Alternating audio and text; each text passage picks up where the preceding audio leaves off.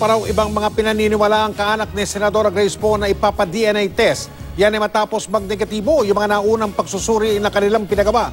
Pero giit ng kanyang kampo, hindi nito naapektuhan ang kanilang posisyon na isang tinatawag na natural-born Pilipino ang senadora. Nakatutok si Mariz Umali.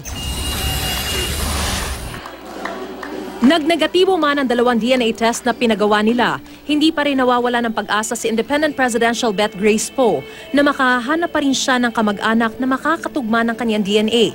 Iniisip daw nilang ipaulit sa ibang laboratory ang pagsusuri ng DNA sample na una nang nagnegatibo. Meron pa rin daw ibang pinaniniwala ang kamag-anak niya na isa sa ilalim sa DNA testing. Nagpa-test kami sa DNA pero hindi nga nag-match. Pero meron pa kaming isang iniisip na gagawin pa. Kaya ang proseso na yan ay patuloy.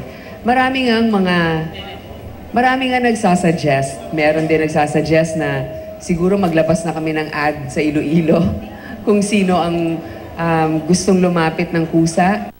Ipinaalam na ng kampo ni Poe ang resulta ng DNA test sa Senate Electoral Tribunal na dumidinig ng disqualification case laban sa kanya. Pero iginiit ng kanyang abogado na kahit nagnegatibo, di naman ito naaapektuhan ang posisyon nilang isang natural-born Filipino si Poe sa ilalim ng batas ng Pilipinas at international law.